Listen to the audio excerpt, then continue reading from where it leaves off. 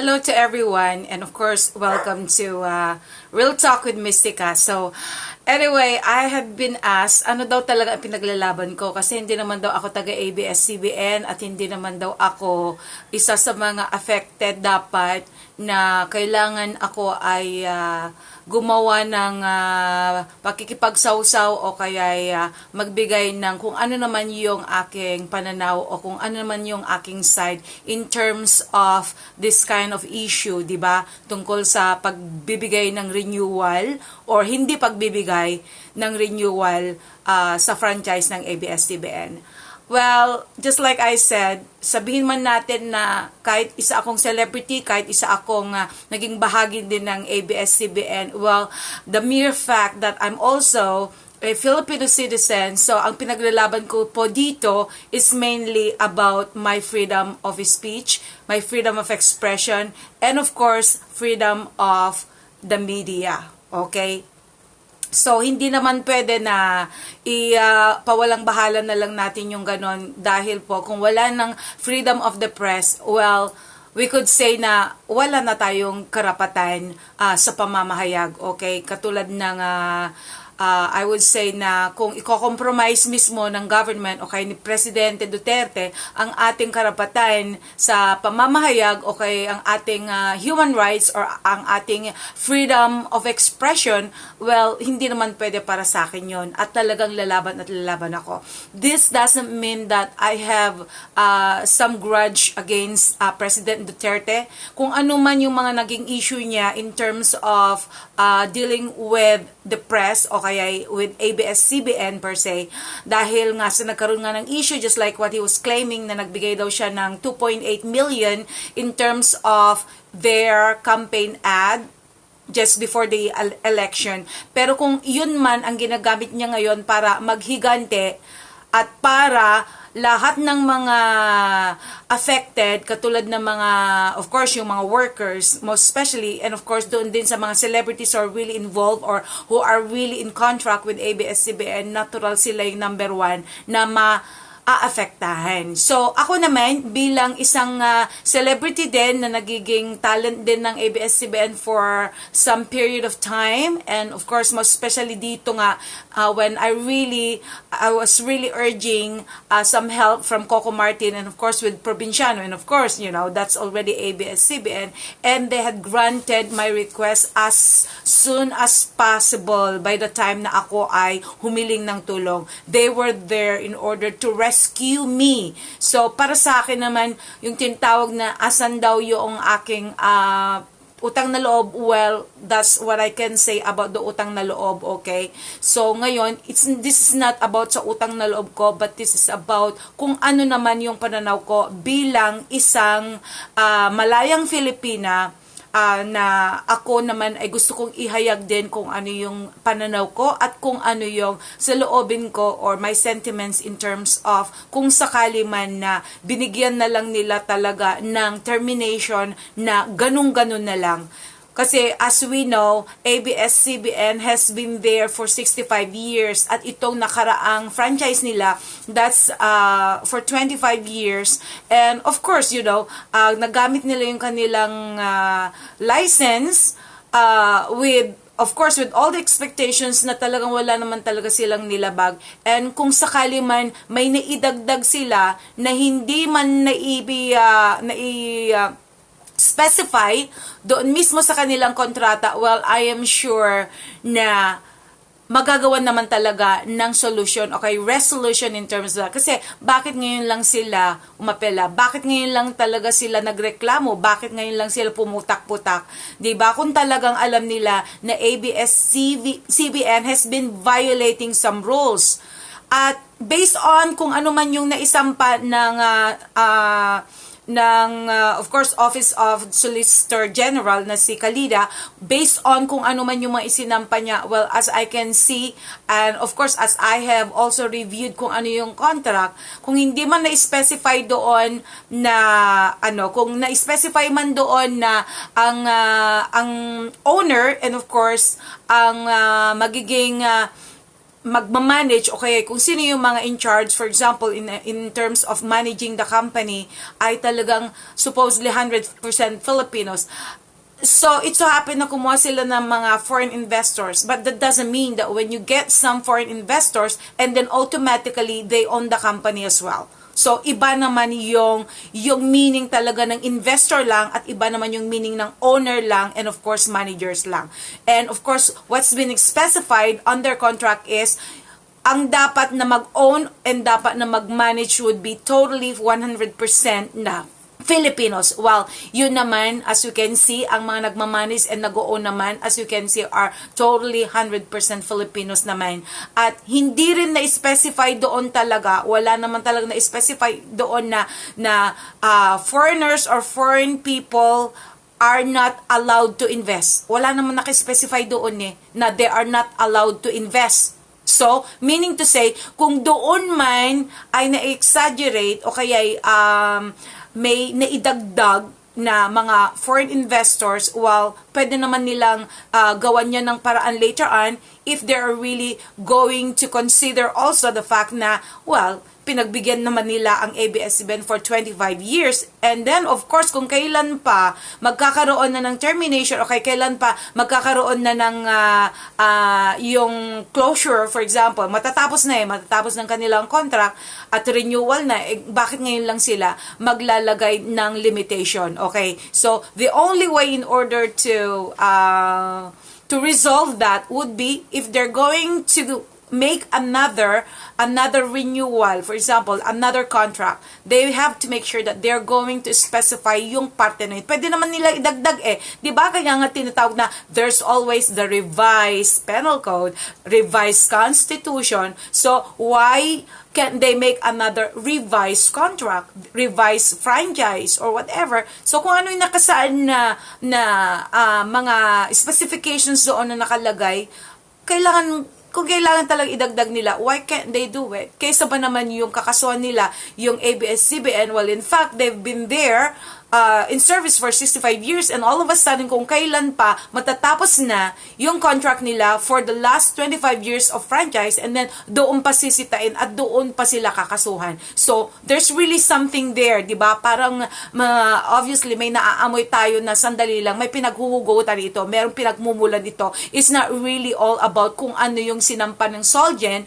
kundi this is about a personal reason. This is about a personal na katulad ng sinabi ng President na you will never get a chance even if I'm going to die. Parang ganun nga yung nasabi niya. But for sure, kung talaga naman na ang ating gobyerno, for example, let's say kung ang Congress is the one, it is the body that is responsible in giving another franchise, for example, well, they should have to understand na kung yun lang ang basehan nila para mapawalang bisa na completely ang company na to at mawalan na totally tayo ng ABS-CBN or kapamilya, then that would be the worst decision that they could ever make in history. And of course, kung sakali man na talagang like what Duterte said na kung sakali man na magre-renew ang ABS-CBN and over my dead body, parang ganun nga over my dead body, I'm not going to allow or whatever. Well, if that's going to happen dahil mas in-exercise niya yung kanyang pagka-powerful, pero yun ang magiging history ng Pilipinas by the time na si President Duterte took his presidency and before he had finished his term and then all of a sudden ganito ang ginawa, no? It will not be a great sample. It will not be a great memory at all. So, kung ikaw man ay iiwan ng yung memory, for example, as a legend in terms of your presidency, sana naman may isip naman ng ating ama ng Pilipinas na if he ever finishes his term, sana na mag-iiwan siya ng magandang alaala. Yun lang ang pakiusap ko sana. Dahil, of course, from the start, just like I said, kung nakapagsalita man ako ng against him before, and then, of course, I went there in order to change kung ano man yung pananaw ko sa kanya, and I have maintained that until now. I still have the respect for him in terms of his bravery, in terms of kung ano man yung power na ginamit niya in terms of pakikipag sagupa doon sa mga nakaraan sa Marawi, and of course pagdating dito sa mga drug addict, drug pushers, or so laban sa mga droga. So I mean, I really salute him. Kahit ngayon, I really salute him because he has done his job. And it was really a job well done. Hindi man perfect kung ano yung nagawa niya. Marami mang mga tao na naisacrifice, na kompromiso, na iperwiso. But because of his analogy na hindi na baling isacrifice niya a few people rather than isacrifice ang kapakanan ng buong Pilipinas. Well, sana naman, I'm urging the President, sana naman gamitin din niya yung ganung prinsipyo in terms of mawawalan naman ng trabaho itong mga nagtatrabaho sa ABS-CBN. Mawawalan naman ng trabaho kung sino-sino yung mga contract artist nila. I'm not a contract artist, pero kahit papano naman nakakatuling pa rin ang ABS-CBN in terms of my career. And of course, kung ano-ano man yung mga tao na nakikinabang din naman for how many years na talagang ang kapamilya ABS-CBN ay nagdulot sa kanila ng kasiyahan, and of course, most especially nagdulot talaga sa kanila ng mahalagang impormasyon, not only in the Philippines but throughout the world. So sana naman maisip din ng ating presidente, kasi I'm sure that he has the power over the Senate, he has the power over the Solicitor General, and of course he has the power over the Congress, he has the power over kung saan-saan man yung mga different anggulo ng ating gobyerno ngayon. I am sure that he's got all that power kung yun man ay paiiralin niya. But eto lang, sana bago mawala ang ating President Duterte sa kanyang termino, I am sure naman na maiisip din niya isang araw na he would rather leave a great legacy. Yung magandang alaala na masasabi namin na hindi kami nagkamali na si President Duterte ang ibinoto namin. Hindi kami nagkamali na si President Duterte ang hinangaan namin. At hindi rin kami nagkamali na siya yung sinuportahan namin. Well, granted nga na he didn't get what he wanted at the time dahil inakala niya na ABS-CBN would really treat him like anybody else, na wala talagang kinikilingan, diba? Walang katulad kung ano man yung na-experience niya. I don't need to elaborate further kasi na-explain naman niya throughout the world already kung bakit naghihinanakit siya until now. And I really feel him. I mean, I didn't really lose my respect on that part kasi natural. I feel his emotions towards that part kasi kung ganun din ang nangyari sa akin, of course, I would really show also my greatest disappointment, and of course, my greatest statement na talagang hindi talaga pwedeng baliwalain yon. And I really, really cannot blame him for doing so. Hanggang ngayon, ganun pa rin yung kanyang feeling towards them. Pero sana naman, intindihin din natin na sometimes we have to compromise a lot of other things as well para rin sa mga kababayan natin. Na we understand, because of his emotion, we understand that he wasn't really treated the way he was expected dahil nga sa meron naman kasi tayong freedom to choose kung sino talaga yung dapat nating panigan in terms of kung sino yung gusto nating ilagay sa posisyon bilang presidente or any other position in the country na nakalaan doon sa mga tao na alam ng lahat ay talagang mas deserving kung sino man yung gusto nilang ilagay sa pwesto. So, on the other side of the coin din, ako naman hindi naman ako pumapanig kung sakali man na talagang tatanggalan na rin ng freedom of expression, tatanggalan na rin ng freedom of the press in order to justify naman kung ano yung talagang gusto talaga nila na iboboto or kung sino yung sasaydan nila. Katulad din naman sa government of all the government officials, hindi naman talaga nagkakaisa na iisang partido lang yan, di ba? All the government officials, they really belong to their own space. They really belong to their own partido. So, hindi mawawala yon. So, hindi naman nangangahulugan na kahit si President Duterte ang nanalo, hindi naman pwedeng pwersahin yung mga iba na bumoto rin kina Grace po, kung sino-sino pa yung mga iba't ibang nailagay sa kanilang pwesto in the Senate and of course sa Congress, or kung sino-sino yung mga nailagay sa kanilang mga posisyon in terms of sa lahat ng mga government officials right now. Hindi naman pwedeng kontrolin din. So, bakit kami kokontrolin din, di ba? Malaya ang mga nasa gobyerno noon kung sino yung papanigan nila bilang presidente. So, dapat din, ganun din ang ibibigay na kalayaan sa amin bilang mga ordinary people. At ganun din dapat ang ibibigay nilang kalayaan pagdating sa mga press people. Kasi lahat ng mga yan ay talagang nag-gather din kayo ng mga boto nila. Okay? Boto namin, boto nila. So, everybody has the right to choose. Everybody has the right to vote. So, everybody should have the right also to express kung ano man yung pananaw nila in terms of kung sino yung gusto nilang suportahan, di ba?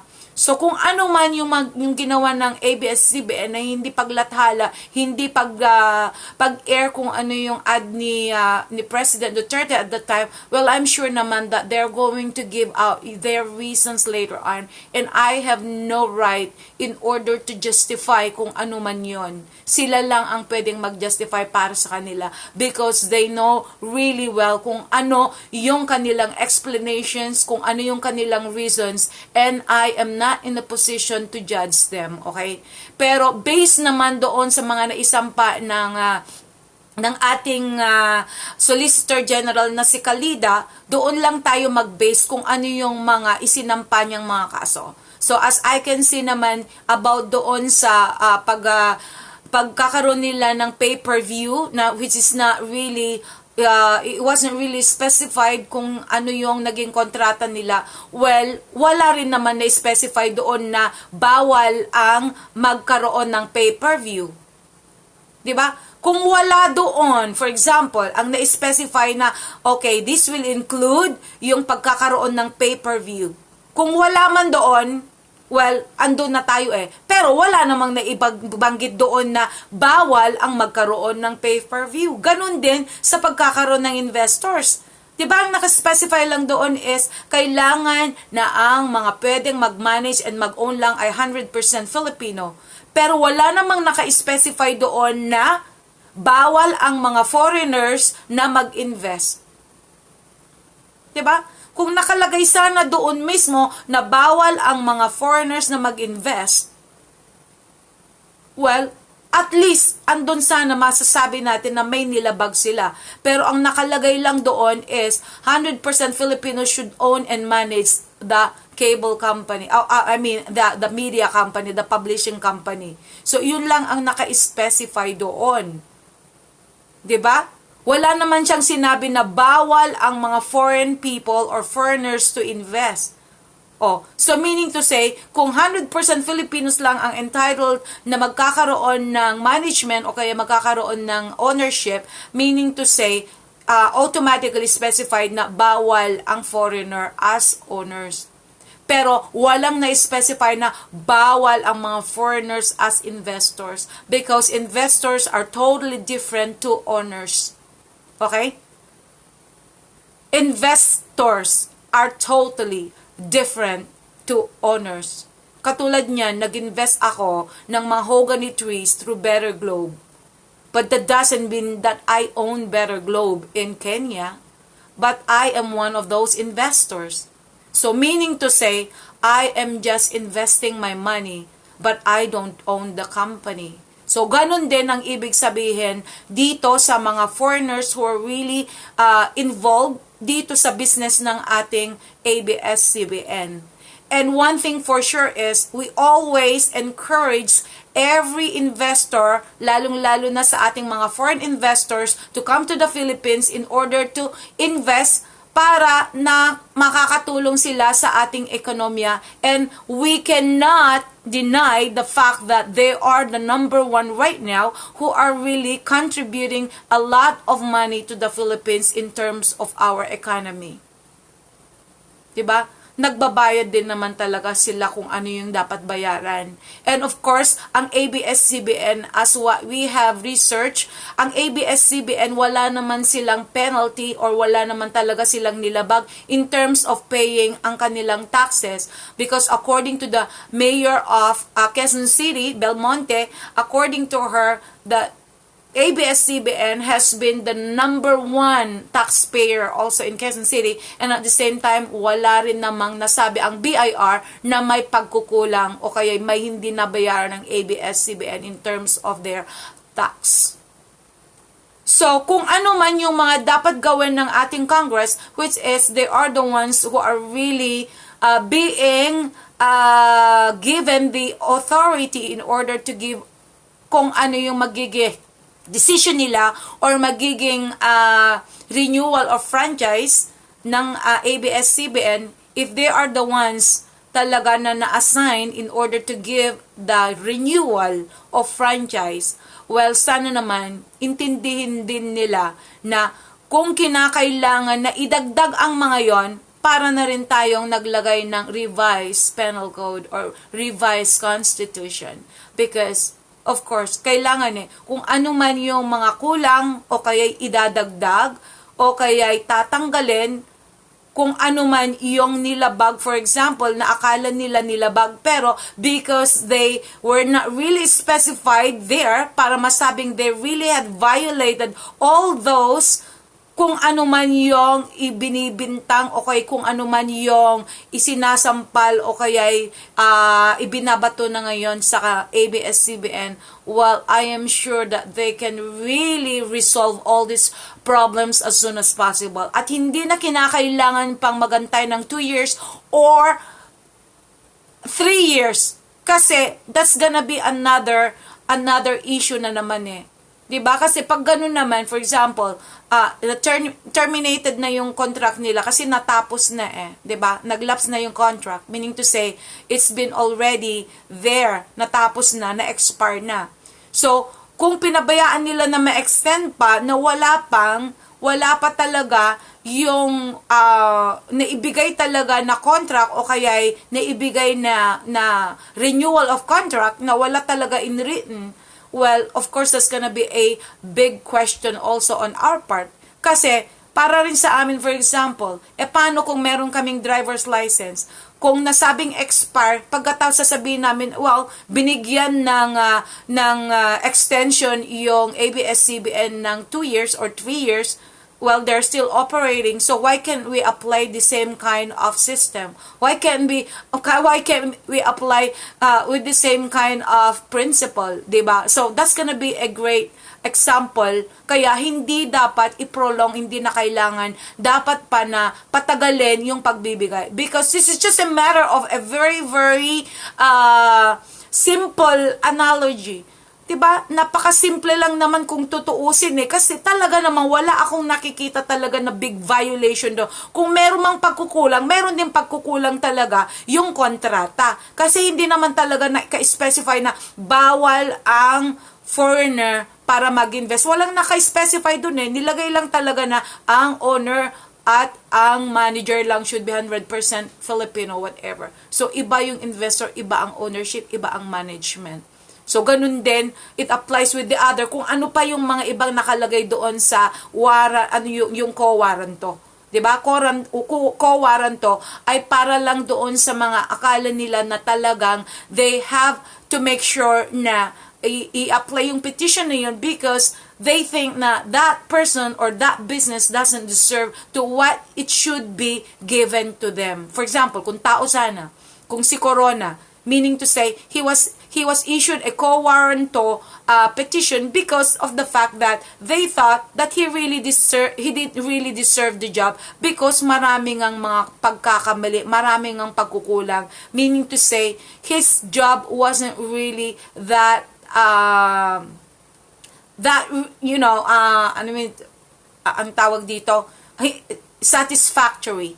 His job wasn't really satisfactory. So, ganun din ang isang kompanyo, for example. Meaning to say, hindi satisfied ang gobyerno in terms of kung ano yung ibinibigay nila na supposedly yun ang expectation because of the contract that's being signed.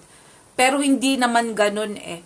So, it's been 25 years since that license has been issued to ABS-CBN. So, kung ngayon pa lang talaga nila bibigyan ng pansin at bibigyan talaga sila ng mga kung ano-anong butas para ipasara o kaya para mabigyan talaga ng sinasabi nilang kaso, well, I don't think that would be really, really something that we can honor being the ordinary Filipino citizen. Kasi iba na ang iisipin namin. Parang ginawan na lang talaga nilang butas para mapatalsik ito because they thought that ABS-CBN is a bias for in terms of kung ano yung pananaw nila. Well, nandun na tayo. But we cannot blame a certain company, we cannot blame a certain broadcasting company because they always fight for the fact that the government has been given a law that gives freedom of the press in order to express kung ano man yung kanilang pananaw.